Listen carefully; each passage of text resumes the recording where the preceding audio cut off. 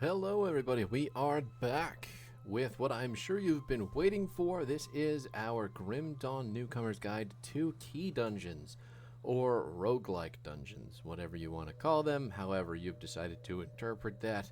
We also have an upgraded look with some sweet new transmogs to match our evolving build and gear before we venture down into the depths.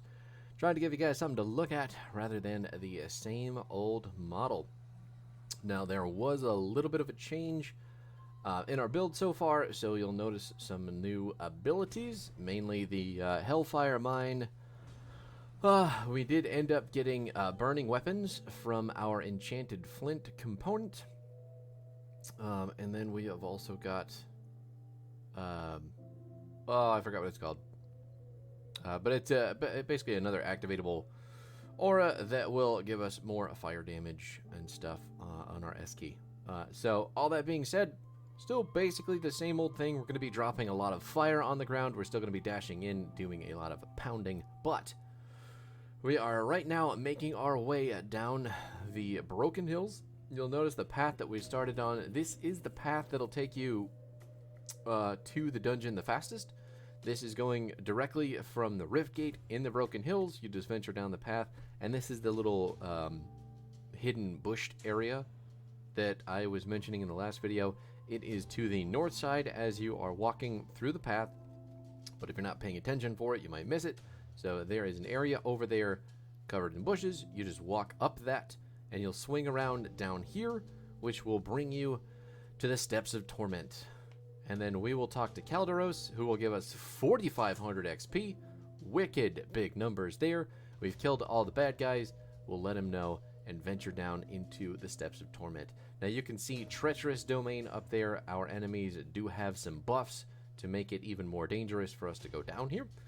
And then the key dungeon itself is the last 2 levels of the Steps of Torment. So, that being said, we'll talk about this dungeon more in depth once we get into that.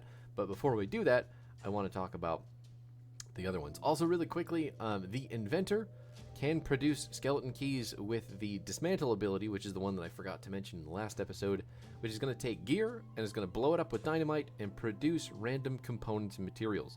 So you can, depending on the rarity of the gear, you can blow stuff up. You can get things like skeleton keys, ancient hearts, or just a bunch of scrap. I mean, you're going to happen upon that a lot as well. Now, the skeleton keys themselves, they can be produced by the blacksmith, but since this is your first playthrough, you're actually going to get your first key and the recipe for skeleton keys from Calderos after you finish the first 3 floors of the Steps of Torment. You have to kill the boss at the end of these first 3 floors to finish the quest line, at which point Calderos will give you the recipe and the skeleton key, and you can decide if you are ready for the key dungeon itself. Now, one thing I will mention, the boss, I think it's Zarthuzlan, the boss right before the key dungeon, is not easy. He's not a pushover enemy by any means, and he does obviously get the buffs from the Treacherous Domains for the enemies, so when you go down there, don't think you're going to just slap him and stand there and punch him in the face until he's dead. He has some nasty fire damage and will just delete you from society as a whole if you're not ready for it. So don't stand in the fire puddles, don't get surrounded by his minions and CC'd.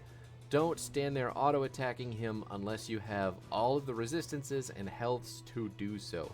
I do not, so I cannot just stand there and punch the guy in the face once we get to him. So now that's out of the way, we can talk about the other dungeons. We'll talk about this one specifically once we open up the gate. But this is the first. So the second key dungeon that you're going to find is in Act 3. That is called Port Valbury. The Act 3 dungeon can only be accessed via dynamite after navigating a field of burning aether to the east of Homestead, which we'll see when we get there. I'll show it to you. We'll do all that stuff, but just remember, once you get to Homestead, just walk right. You'll find it.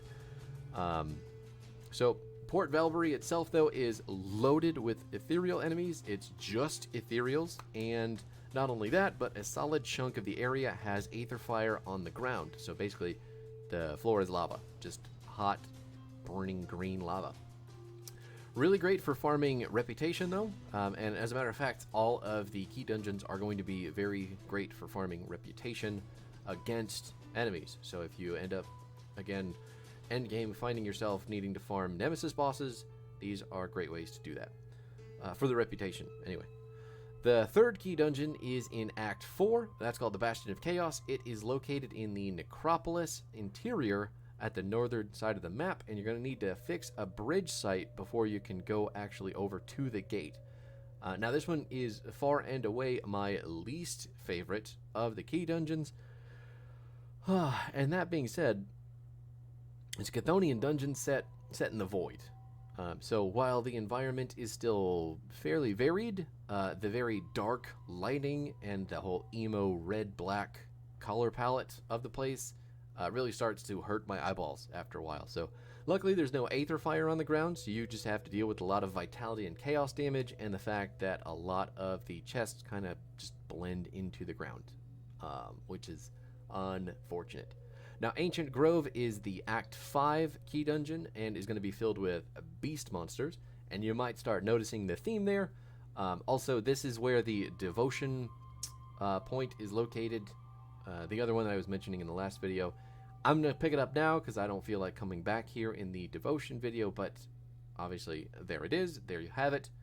The enemies in this particular devotion shrine are a little bit wonky too, because sometimes they can spawn on the other side of the wall, and you won't know why the devotion shrine isn't finishing, but they're just on the other side of the wall stuck, so just make sure you kill them all and get the devotion points.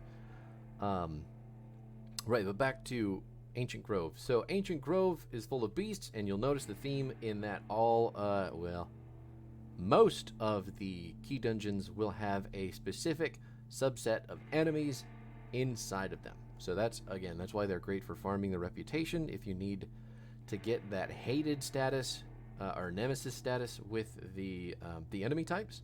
So yeah, but anyway, the enemy types in the key dungeons also will match up with monster shrines out in the world. So the color of the monster shrine will show you what type of enemies that you're going to be playing against.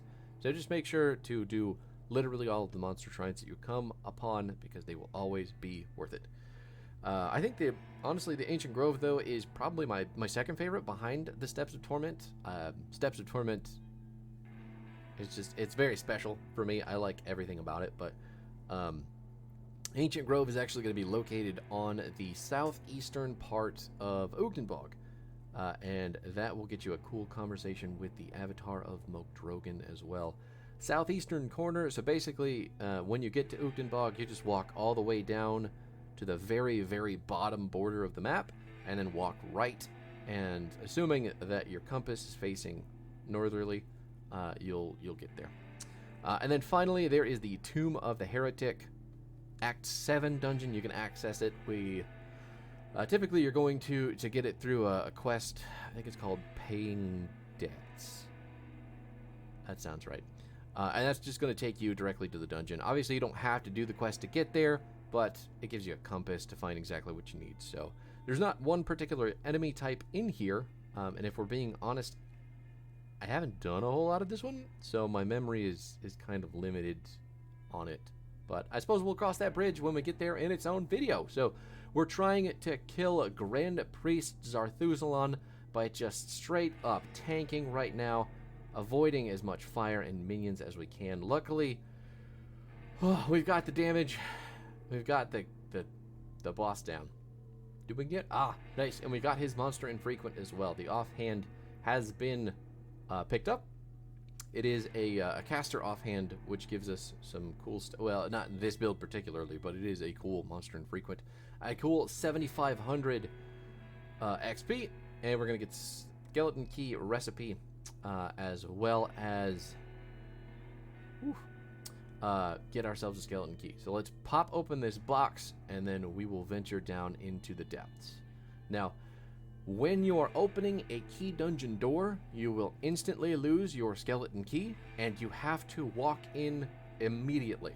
So if you are thinking about changing your gear or doing anything, do that once you get inside, because the gates will close on you permanently. Well, at least for the playthrough that you're, or at least for the instance of play that you are currently in, and it will eat your key.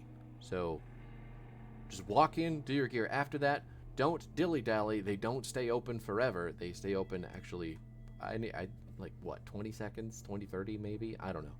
But if you're in a party of people, too, and you guys are running key dungeon, if you're doing key dungeon runs, make sure everybody walks in the door first, and then you mess with all your gear and shit, because I have been locked out maybe once or twice because I wasn't paying attention and forgot what I was doing. So anyway, that is my experience for you. You're welcome. Now we have opened up the 4th floor of the Steps of Torment, which is suffering, and we have a whole bunch of, I'm not gonna lie to you, these enemies are gonna be pretty tanky. They're also rocking 3 buffs right now. Forbidden Domain. We were on the Treacherous upstairs. Now they have an additional, I actually could not tell you what those buffs do just by looking at the icons, which is my bad, but having 3 is, no wait, I think 2 of those are affecting the monsters and 1 of those is affecting us, which are color coordinated. So the 2 red ones are a buff to the monsters and the yellow one is a nerf to us. I'm 99% sure that's how that works. But as you can see, enemy heroes pop up like fucking candy. They're basically Skittles of skeletons. And they are crowding around a locked chest right now, trying to stop us from opening it. Luckily, they're all kind of stuck in one little area, so all of our fire, all of our damage over time laying on the ground is real good. And since we're so tanky, we can kind of take them out pretty easily when they're all clumped up.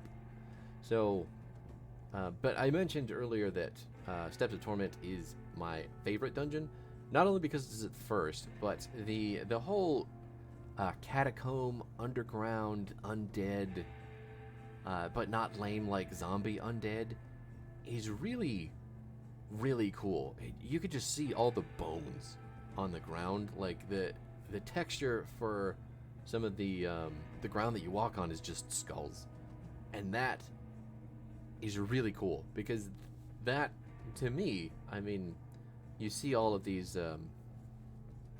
We got the breakable wall down too, so there's probably some nice gear or loot chest stuff hiding over there. That's always going to be there too. You should always be able to break that down. There are a couple breakable hidden areas in this dungeon, so just keep an eye out for them. Breakable walls are usually pretty easy to spot if you're paying attention. I am trying to make sure I get this done in 20 minutes, so we'll see if I remember any and all of them. But there's the big chest. Doesn't look like a whole lot fell out of it, but that's okay. At least we opened the wall. No, but sorry. This whole skulls everywhere. There's bones everywhere. It's like you have to think that is literally thousands upon thousands of people who are ancient.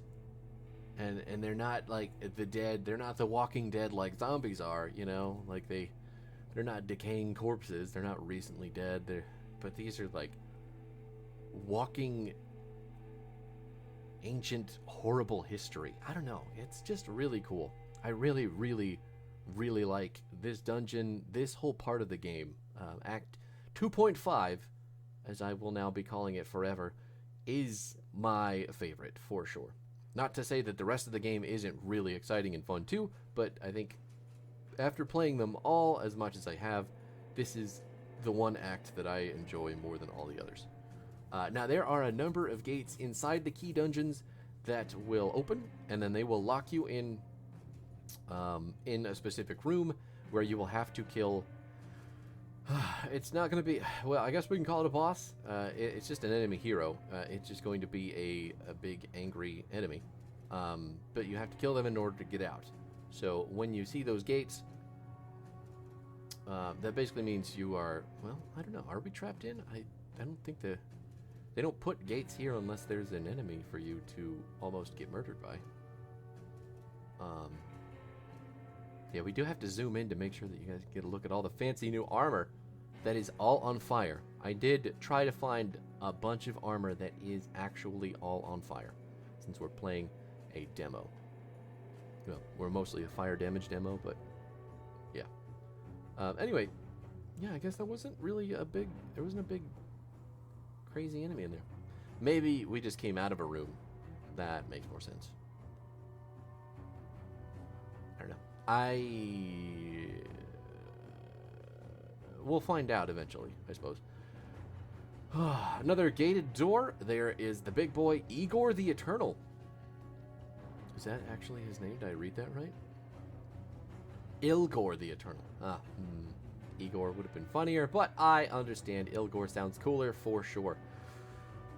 Now, I don't think that's going to be a morphing.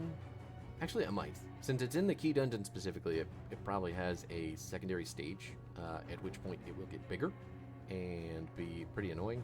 Another Blackwater cocktail bug where it just throws the cocktail off in the random direction. Still just standing in it again because, yeah, he's going to get bigger, isn't he? Look at it. It's like I understand how the game works. Oh, he's big. He's level 37 to our level 31. So not only is he summoning a bunch of minions who are trying to corral me into just getting slapped by him, but he himself is healthy AF. So he's got his mages throwing chaos bolts at me, and I am not losing the slightest amount of health. Well, I am actually, but the good news is we have a lot of options to keep ourselves alive with the overguard, with the shield, with our inherent tankiness, and all of our damage over time coming from our mines, our cocktail, and just our punches. It's good stuff. But you can expect a lot of the same kind of interaction in every key dungeon. The key dungeons themselves will be full of enemy monsters, quote-unquote unique monsters. I think anytime that you venture down into one of these, just be prepared to fight at least, I want to say 10 to 15 elite monsters. They're just going to get thrown at you. And while that is very good for your XP, if you don't have the health or the defensive options to keep yourself alive, you may want to spec up before you go into a key dungeon, because these are not only going to be a very good test of where your build is at, but once you get towards the end game, when you start playing into level 100 and farming gear and farming reputation, all that stuff, these are going to be where you go to spend a lot of that time. Well, at least a portion of that time. So there's a lot of things to do in the end game, but the key dungeons will take up at least some of your time while doing that. And since they are so full of so many elite enemies, you'll find out very quickly if your build sucks, especially because it's basically a mini hardcore mode. When your character dies, you get locked out, and that's it. If you are playing on hardcore, if you're the type of person that loves to take those risks, hey man, be about it. But just remember, I guess it doesn't really change for you if you're a hardcore player, right? You go into a roguelike dungeon, if you die, you die, everything's over. So you don't really have anything to worry about. Maris Cass. This is a vendor that will show up in this key dungeon specifically. There are vendors in every key dungeon. They do sell things like monster infrequent from the dungeons themselves, so you can see those spectral swords, axes, and shields and stuff. You cannot sell items to these vendors, which is a little bit sad, because you kind of have to. You can't just pick up all the gear on the ground, find a vendor, sell it, and then keep what you want. You have to actually stop and look at the gear that's dropping, make sure that you have the stuff that you want, and then get out, that's a little bit sad, if I'm being honest. I wish I could just sell all the gear and at least make the money, but ultimately, when you're done with the key dungeon, you can't pick up everything, so the income that you're going to generate from selling all of your greens is less than it could be. So it's not a big deal by any means, but in the later parts of the game, you'll end up spending huge amounts of money on crafting, putting together relics, building gear, all sorts of stuff like that. And green items, selling them to vendors, is your main form of income. Just selling items, period, to vendors is your biggest form of income. So you want to pick up as much green stuff as possible, or at least until your bags are full. Sell all that stuff, pick up more green stuff. If you had to make space, sell that again. It's, yeah. Obviously, you pick up passive money, as you're playing the game, but it's never going to, I don't think that's ever going to outweigh how much money you generate by selling things. So we did make it to the final floor of the key dungeon, so we have the unique boss coming up, Alchemos the Executioner. He's at the center of the level. I'm just finding my way around trying to get to the gates. The guy does slap pretty hard. He's got a two-handed weapon. He goes invisible when he chases after you, I think. You can still hit him. His model just disappears. And I want to say he's doing a lot of cold damage, but I could be wrong. I think he will freeze you. I'm 99% certain that he freezes you. But yeah, so when we're playing against Zarthuzlan, the fire guy, before we got into the key dungeon, that is cranked up to like 11, and that will be Alchemos the Executioner. But he does have a pretty cool monster infrequent in his weapon, so hopefully that will drop for us. I can show you guys that. Not that it'll be any good on this build, but the item itself is very good for, say, a class that would be using a two-handed weapon. That I want to say it's a Necromancer and Nightblade item. But here he is, Ouroboros Torment. Immediately getting frozen. He's dropping some blue flames all over. Let's give him some red flames. Stand in there. I actually wasn't standing in mine, so no, I don't need to be standing in. Because he's the one who's affected. His offensive ability and damage are going to drop, so we're just going to cover him in fire. Our Blackwater Cocktail is going to help us live in conjunction with our Overguard, and then he's going to stand on top of our Hellfire Mines, which have a 12-second lifespan because of one of our monster infrequents currently. So we just sit him in puddles of flames. Don't stand in his blue flames. Try not to get frozen inside them, and then just keep moving so we don't die to a random spike of damage that we weren't looking out for. Oh god, we got frozen in the fire. Luckily, our resistances are pretty high, so it's not going to be... There it is! Oh no, it's a soldier thing. It looks like it was Blitz and Menhir's Will, I think it was. I didn't see what the grayed out... the grayed out abilities or item things were.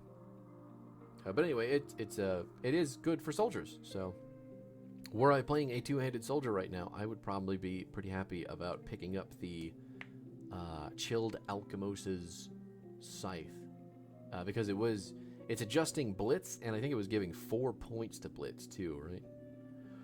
Oh, what kind of gear did we pick up? Nothing super spectacular, if I'm being honest. Got a bunch of blues, for sure. Not sure if that belt is going to be everything that I need. But that's kind of your haul in any key dungeon. Any difficulty that you do for those is going to be just that. So anyway, the video has looped back around. Sorry for doing this to you, but that is the end of it. We'll be back tomorrow we'll be back next week to continue down the path. But as for now, peace out.